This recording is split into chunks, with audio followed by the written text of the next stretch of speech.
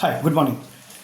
आज हमने जो कुछ भी अल्काइल हैलाइड्स में और अराइल हैलाइड्स में सीखा है, जैसे कि उसका इंट्रोडक्टरी पार्ट है, मेथड ऑफ प्रिपरेशन है, फिजिकल प्रॉपर्टीज़ है, तो इस पर एक बार हम छोटा सा जल्दी से रिवीजन कर लेते हैं। उसके आगे फिर केमिकल बिहेवियर, केमिकल रिएक्शन के मैकेनिज्म, वो सब सीखेंगे। फिलहाल तो हमारे पास कुछ क्वेश्चंस हैं, ये ऑब्जेक्टिव के फॉर्मेट में है।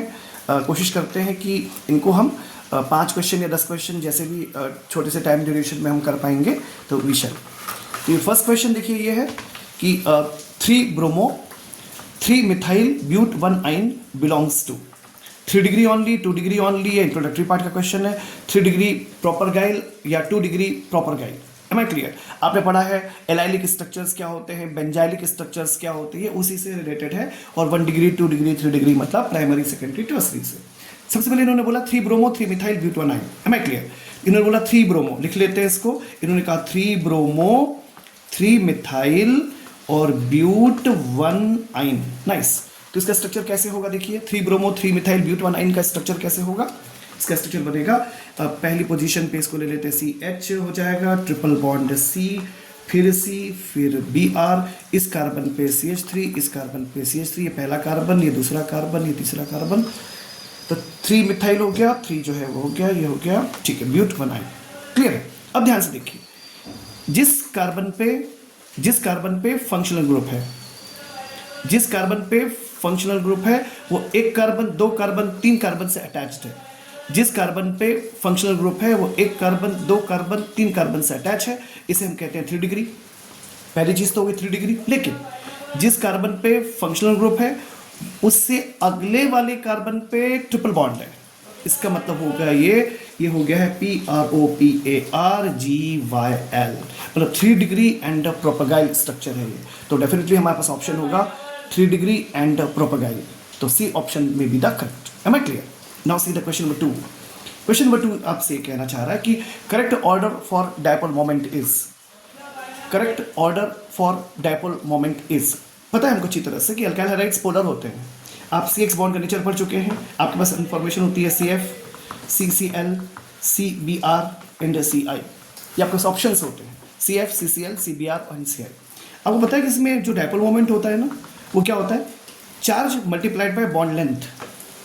तो ये सच है कि चार्ज जो है वो फ्लोरीन का मैक्सिमम है, और जो चार्ज का ऑर्डर है, Q का जो ऑर्डर होगा वो फ्लोरीन का ज़्यादा होगा क्लोरीन से, ब्रोमीन से और आयोडीन से।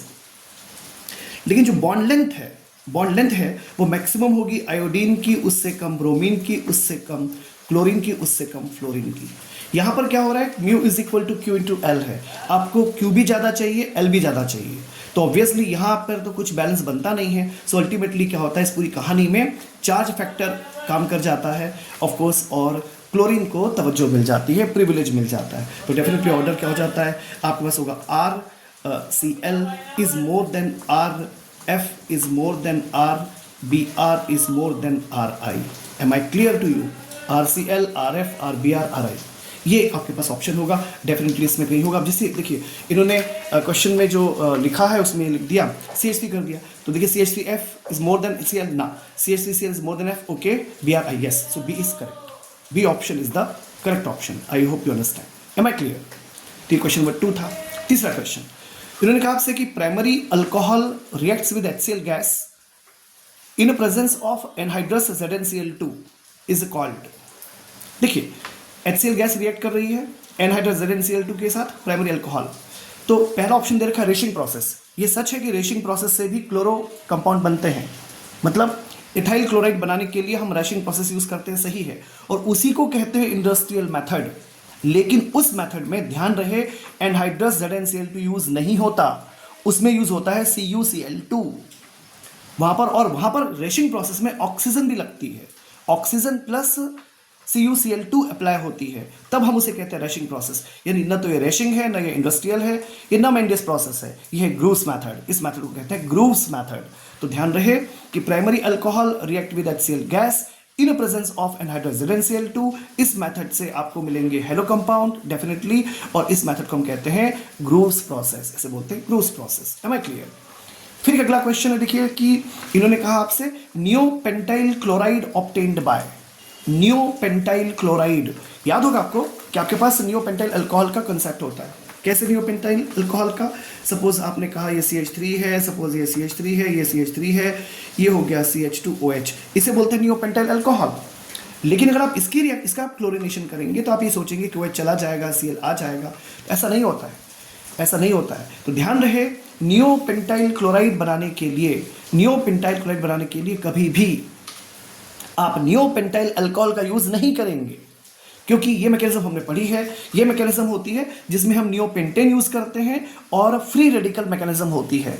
मैं आपको याद दिला दूं कि जो Cl2 होता है ये H न्यू में Cl डॉट और Cl डॉट में डिकम्पोज होता है। उसके बाद में फ्री रेडिकल में रीअरेंजमेंट की पॉसिबिलिटी कम होती है, नहीं होती, लेकिन कार्बोकैटायन के फॉर्मेशन में होती है। इसलिए नियोपेंटाइल अल्कोहल यूज नहीं किया जाएगा और यूज किया जाएगा नियोपेंटेन और फोटोकेमिकल। इसलिए कहा क्योंकि H न्यू की प्रेजेंस है और फ्री रेडिकल मैकेनिज्म है। इसका ऑप्शन हो जाएगा कौन सा? ये कि neopentane photochemical for free radical. Am I clear? To create the neopentyl chloride. चलिए एक और क्वेश्चन है, पांचवा क्वेश्चन है, applying peroxide effect on propene, applying peroxide effect on propene which will not appear in process. Process में क्या नहीं बनता? पहली बात तो आपको याद होगा कि जो पेरोक्साइड इफेक्ट है वो बेंजोइल पेरोक्साइड के प्रेजेंस में होता है, यानी कि किसके प्रेजेंस में? C6H5CO होल ट्वाइस O2 के प्रेजेंस में। स्टार्टिंग यहीं से होती है। मैं आपको याद दिला दूं जल्दी से कि होमोलिटिक क्लैवेज होता है। होमोलिटिक क्लैवेज में अगर आप थोड़ा सा विचार करें, ये फ्री रेडिकल मैकेनिज्म फॉलो करता है। तो देखिए ध्यान से, ये पहला वाला ऑप्शन सही है, बीच में प्रोसेस में आता है, Br डॉट बनता है और बेंजीन भी बनती है। इसमें आयंस नहीं होते, आयनिक रिलेशन नहीं है ये। इसकी जो मैकेनिज्म है वो आयनिक रिलेशन की नहीं होती, ये होती है फ्री रेडिकल मैकेनिज्म। तो इसमें लिखा है कि विच will not appear in the process, तो ब्रोमीन का आयन यानी एनायनिक ब्रोमीन नहीं मिलेगा। तो ये ऑप्शन इसका डी होगा। तो एक्सपेक्ट किया आपको ये 5 क्वेश्चन जो बहुत बुनियादी थे आपको समझ में आए होंगे। देखिए 6 क्वेश्चन, सेकंड शीट का फर्स्ट क्वेश्चन, ये क्या कह रहा है आपसे? Choose incorrect statement for HBr HCl HI for peroxide effect. पहली बात तो ये आपके दिमाग में एकदम कंसेप्ट क्लियर होगा कि पेरोक्साइड इफेक्ट यानी anti Markovnikov addition. Anti Markovnikov addition केवल HBr में होता है, ध्यान रहे, बाकी किसी में नहीं होता।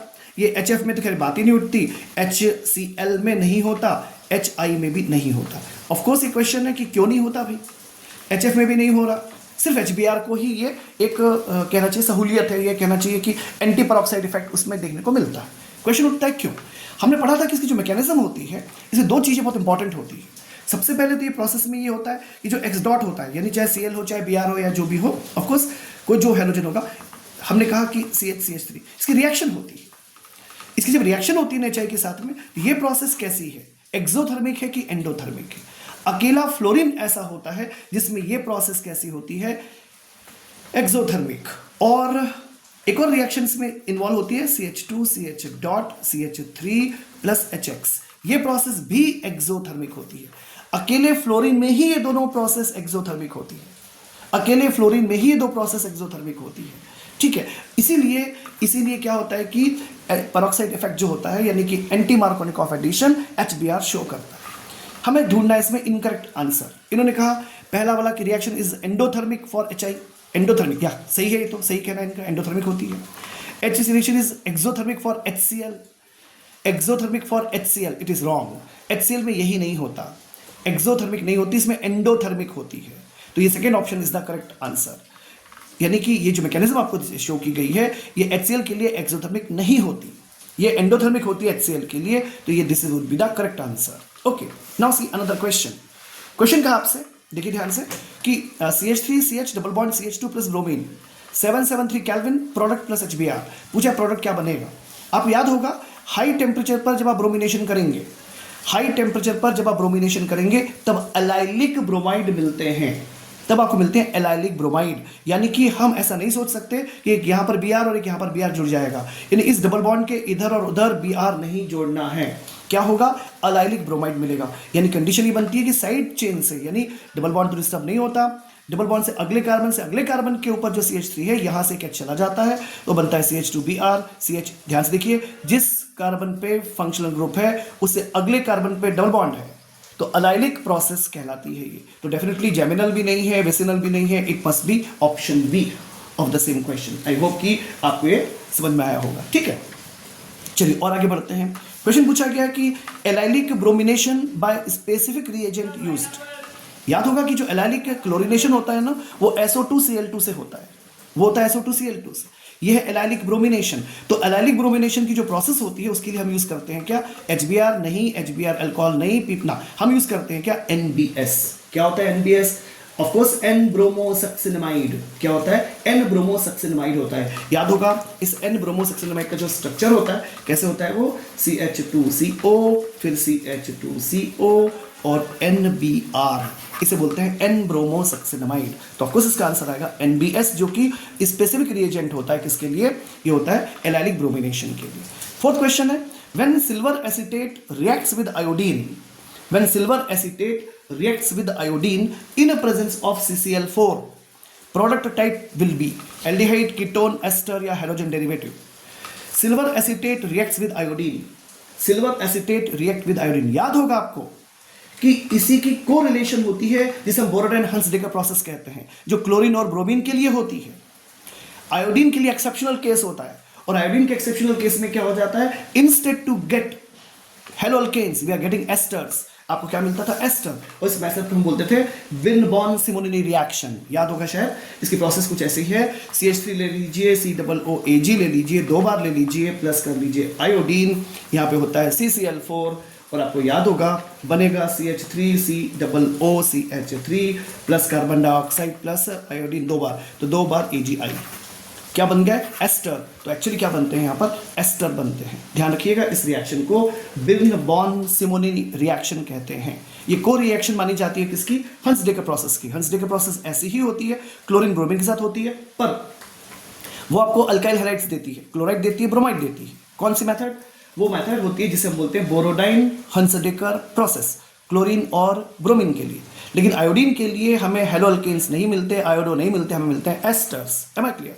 लास्ट क्वेश्चन है, nuclear chlorination when performed by anhydrous AlCl3 attacking species is Cl- AlCl4। याद होगा आपको, जैसे आपके पास बेंजीन रिंग अवेलेबल होती है, और आपके पास बेंजीन रिंग अवेलेबल है और आपने इसकी रिएक्शन कराया, मान लीजिए क्लोरीन से, एनहाइड्रस AlCl3 अवेलेबल होता है, तो आपकी मैकेनिज्म आपने इसको पढ़ा होगा और आपको याद होगा उसमें जो हेलोजन कैरियर होता है, याद किया होगा, पढ़ा होगा। कुछ ऐसे वर्ड्स यूज होते हैं जैसे इलेक्ट्रोफ्यूज, हेलोजन कैरियर। तो यहाँ पर जो अटैकिंग स्पीशी होती है वो होती है Cl+, इसे क्लोरोनियम आयन कहते हैं, इसे कहते हैं क्लोरोनियम आयन।